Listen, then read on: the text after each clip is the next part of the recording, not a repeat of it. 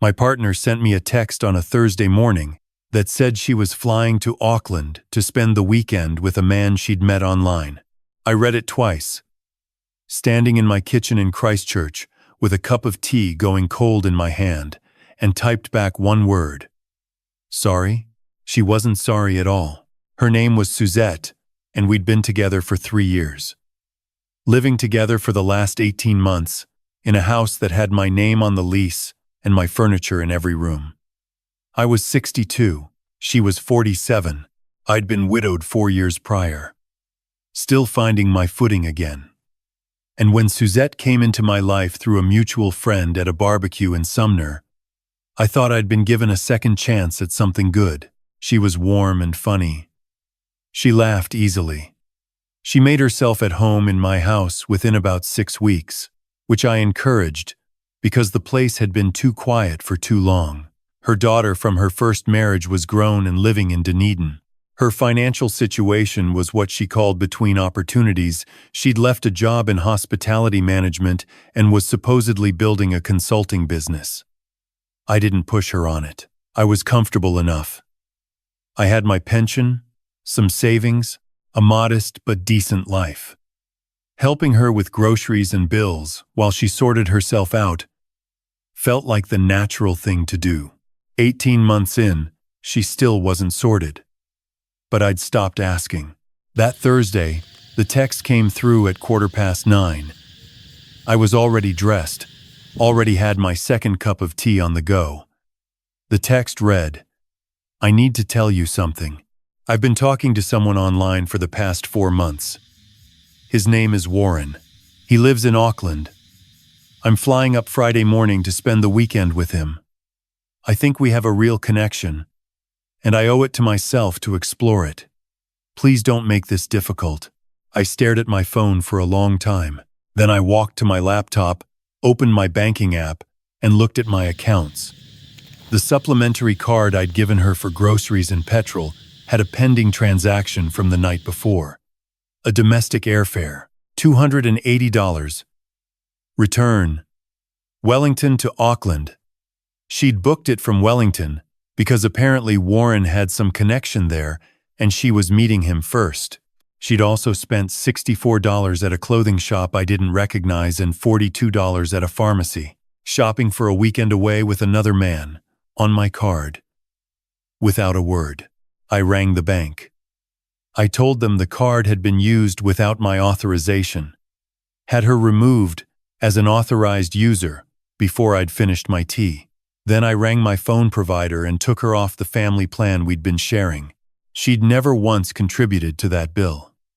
Then I changed the Amazon password and the Netflix password and the Spotify password, because all 3 had been in my name and she used them daily. Then I went and did the crossword, because I refused to let other people's chaos ruin my mornings. My mate Russell from the bowling club rang that afternoon. Not about any of this, he just wanted to confirm the Saturday game. I told him I'd be there. He said I sounded strange. I said I just found out my partner was flying to Auckland to spend the weekend with a man she'd met on the internet, on my credit card. He was quiet for a moment. Then I said I thought so. He said, right then, see you Saturday. That's New Zealand men for you.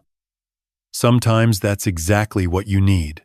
Around 2 in the afternoon, I got a call from an unknown number. I answered it out of mild curiosity. What have you done? Suzette's voice wound up tight. I've had a quiet morning, I said. How are you? My card got declined. At the airport. I'm standing at the check-in counter. What did you do? I canceled it. You canceled? Why would you cancel it? I need that card. You used it to book a flight to go visit another man. I'm not going to fund that, Suzette. This is an emergency. I'm stuck here. I don't have any other money. Ring Warren, I said. He sounds like a man with a connection. He's between jobs at the moment. I actually laughed. Not cruelly. Just that particular laugh that comes out when the universe confirms your suspicions with perfect clarity. Then ring your daughter, I said. Or a friend. Or anyone who isn't the man you just told you're replacing. I'm not replacing you. I'm exploring a connection. Suzette, you used my card to buy yourself new clothes for a weekend away with another bloke. I think we're past the point of calling it exploration. She went quiet for a moment. Then she shifted gears entirely. The way people do when they realize the original approach isn't working. You're being vindictive. This is financial abuse. You're cutting me off deliberately. You're not my wife, I said. You're not my de facto legally. You've never paid $1 toward the household in 18 months. I've been generous, and I've enjoyed being generous. But I'm not obligated to fund a trip to visit your online boyfriend. That's not financial abuse. That's just basic logic. She hung up. I made myself a sandwich and watched the cricket. She got home that evening. Her friend dropped her off. I didn't know this friend well. A woman called Rhonda, who apparently drove 2 hours from Kaikoura to collect her from the airport. I heard the car outside. Then the knock at the door. I hadn't changed the locks yet. I'd spent part of the afternoon ringing a locksmith, but he couldn't come until the morning. So she still had a key, technically. But she knocked. I don't know why. Maybe she was hoping the knock would soften something. I opened the door. She looked tired. Rhonda was standing on the path behind her with her arms crossed, looking at me like I'd personally wronged her generation. I'd like to come inside, Suzette said. Your things will be packed by tomorrow afternoon, I said. I've got a locksmith coming in the morning. If you'd like to arrange someone with a ute, I can have everything at the door by 2. You're throwing me out? I'm ending the living arrangement. Yes. Rhonda stepped forward. She has rights, you know. She's been living here 18 months. She's a guest, I said. Her name has never been on this lease. She's never paid rent. She's never paid a utility bill. I've kept documentation of all of that, just so we're clear. That last part wasn't entirely planned. I'd only thought of documentation that afternoon, but it was true, and saying it out loud felt correct. Warren wouldn't do this, Suzette said. Warren's between jobs and lives in Auckland, I said. I'm sure he's a great option. I closed the door. Rhonda texted me at 9 that night from a number I didn't have saved. The text said, "You should be ashamed. She did nothing wrong." I typed back, "She used my money to buy clothes to visit another man and told me not to make it difficult. I think we have a different definition of wrong." She didn't reply. 2 days later, Suzette had moved her things into a storage unit. Her daughter drove up from Dunedin with a borrowed trailer, which I thought was decent of her, actually. I've always liked the daughter. She came to the door while they were loading boxes and said, "I'm sorry this happened." I said, "It's not your mess to clean up." She said, "I know." She looked exhausted. I found out later that the daughter had known about Warren for at least 6 weeks. She hadn't warned me, but she also hadn't encouraged it. And when I thought about her position trying to manage her mother while not betraying either of us, I couldn't really hold it against her. The locksmith came Saturday morning. I had new locks by 10 o'clock and went to bowling at 11. Russell beat me by 8 points, which he won't let me forget. A week later, the social media post appeared. I'm not on Facebook much, but a friend sent me a screenshot. Suzette had written something along the lines of, "When the person who's supposed to love you cuts you off financially and throws you out for making a personal decision, that's not love. That's control. I'm starting over. And I refuse to be ashamed of choosing myself." The comments were a mixture. About half her friends were sympathetic. The other half were asking things like, "Hang on, weren't you staying at his place? What did you do?" One comment, from a woman I vaguely recognized from one of Suzette's birthday dinners, said simply, "Did you tell them the full story or just your part of it?" That comment got 23 likes. Suzette's sister, Beverly, we'd always got on, She used to come for Sunday dinners, sometimes rang me 3 days after the post.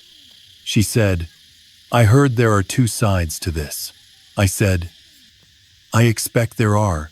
She said, "She told Mum you emotionally neglected her for the whole relationship."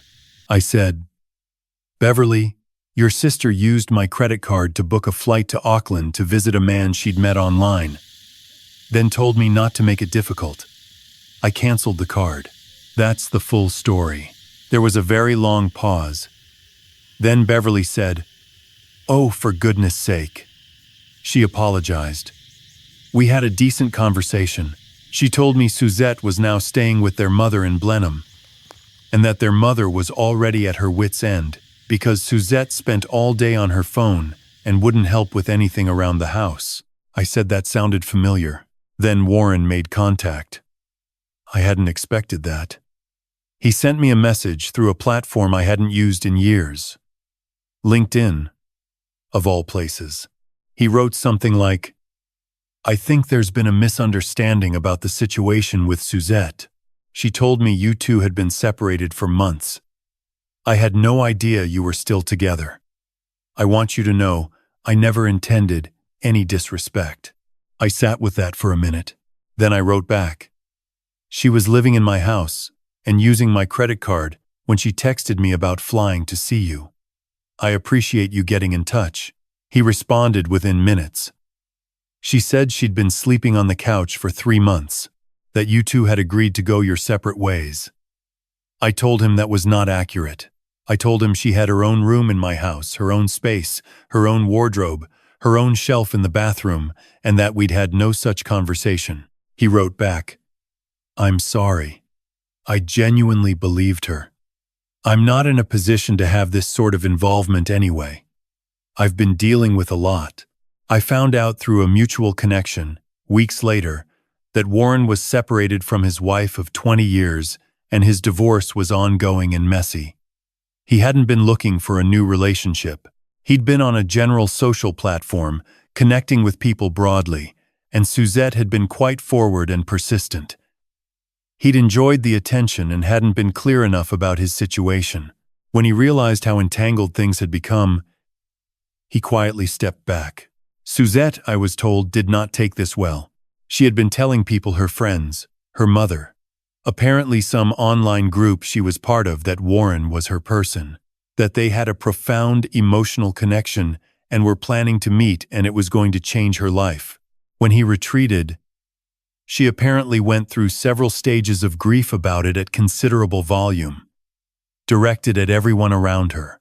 Her mother rang me. I wasn't expecting that either. The woman is in her 70s, sharp as anything, been widowed herself. She said, "I want to apologize on behalf of my daughter, who I am currently finding very difficult to live with." I said there was no need to apologize.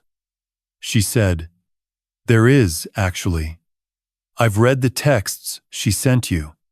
The ones she showed me were meant to make you look bad, but they had the opposite effect." She paused. "I think I've enabled her for a long time. She's 47 years old and she's behaving like she's 17, and it's not entirely her fault, but it's not entirely not her fault either."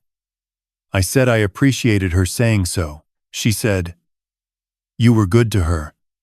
I said I'd tried to be. That phone call meant a lot to me, genuinely. She didn't have to make it. Suzette lasted 3 weeks at her mother's before there was a significant falling out. I don't know all the details, but Beverly told me it involved Suzette using their mother's credit card for online purchases without asking, and when confronted, calling it borrowing rather than spending. Her mother gave her 30 days to make alternative arrangements. Meanwhile, my own life had gotten considerably quieter and considerably more peaceful. I'd forgotten what a calm house felt like. No one's charging me for their streaming services. No one's ordering things to be delivered that I find stacked up in the hallway. The fridge contains things I actually want to eat. I started walking again in the mornings. Had let that habit drop, because Suzette kept different hours, and I'd unconsciously started adjusting to her rhythm. Got back into it the week after she left. Fendleton area. Early, while it's still cool. The kind of morning that reminds you why you live here. About a month after everything, I ran into an acquaintance at the garden center. He's a bloke I know from a walking group. Semi-retired, lives over in Papanui. He mentioned he'd heard through someone that my situation had changed. He didn't make it weird. He just said, "You seem better than I'd expect." I said I was, actually. He said, "That's usually a sign you made the right call." 6 weeks out, Suzette tried a new approach. A text from an unfamiliar number she must have borrowed someone's phone. It started civil enough. "I've had time to think, and I want to have a proper conversation." Then it shifted. "You owe me for the time I put into that relationship." I've been reading that sentence over and wondering what she meant by it. The time she put into it, while living in my house, on my accounts, not contributing to anything. I didn't reply. A few days later, a long message arrived through a different channel. A comment on an old shared post. The kind of thing you forget exists. She wrote that I was cold, that I'd always made her feel like a financial obligation rather than a partner, that she'd tried to bring warmth and emotional presence to the relationship, but I'd only ever cared about practicalities. I thought about that. I thought about it fairly seriously, actually, because I'm old enough to know that stories always have more than one angle, and I don't exempt myself from fault just because I'm the one telling the tale. But then I thought about the credit card charge for the airfare, and the new clothes. And please, don't make this difficult. And I let it go. Her cousin reached out through Beverly, very politely, saying Suzette was in a difficult spot, and was I open to any kind of conversation. I said I wished Suzette well and hoped she found her footing, but that I didn't have anything further to contribute to the situation. The cousin said, "Fair enough. Good person. A friend of mine from my late wife's book club. We've stayed close. She checks in every few months. Invited me to a dinner party at her place in Maryvale. Casual thing. 8 or 10 people. Good wine. Someone's homemade bread." I went. Met a few people I didn't know. One of them was a woman who'd recently retired from the health sector, silver-haired, quietly funny. We talked for most of the evening about everything except drama. She has a dog that she walks by the Avon. We've been for a couple of walks. Nothing dramatic. Nothing rushed. Just something easy and decent, which is what you want at this age. Suzette, through the grapevine, has been through a few more chapters. She found a flat share with 2 women in their 30s in Nelson. She has apparently found another man online, this one in Brisbane, and has been talking to him quite intensely for several weeks. Beverly, who keeps me loosely informed with no malice, says he's recently posted a status about being in a happy relationship, and that relationship does not appear to involve Suzette. Beverly doesn't know if Suzette has seen that yet. Some people, I think, have to learn things in the same way water finds a drain, slowly, inevitably, following the same path over and over until something genuinely diverts the course. I hope for her sake something does. But that's not mine to carry anymore. About 2 months after everything, I got a final message from Suzette herself. She must have had my number again, a new SIM, probably. It said, "I hope you're happy. I really do. I loved you. Even if you couldn't see it." I read that a few times. Then I replied, "Suzette, you used my card to buy a new outfit for a trip to see someone else and told me not to make it difficult. That's the part I couldn't get past. I do wish you well." She replied 3 minutes later, "Warren never cared about me." I said, "I know. I'm sorry about that part." She didn't write again after that. I blocked the number, not with any anger, just as a practical matter, and went and had my dinner.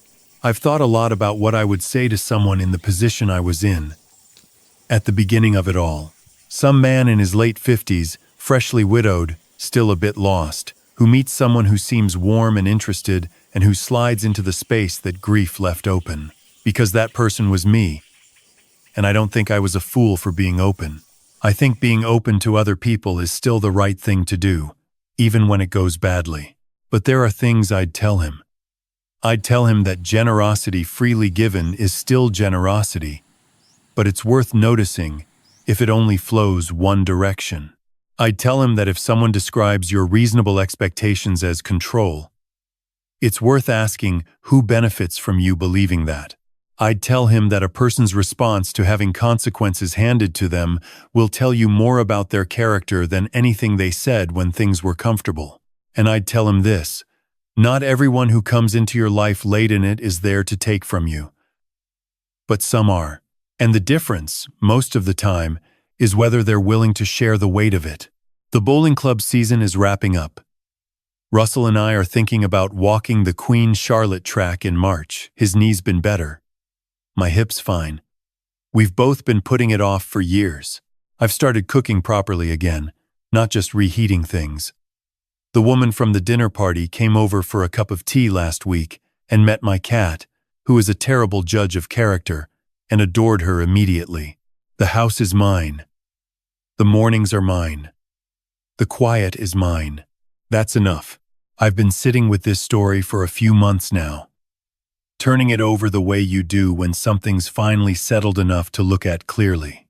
And the thing I keep coming back to isn't Suzette, and it isn't Warren, and it isn't the credit card charge or the new outfit she bought for someone else's weekend.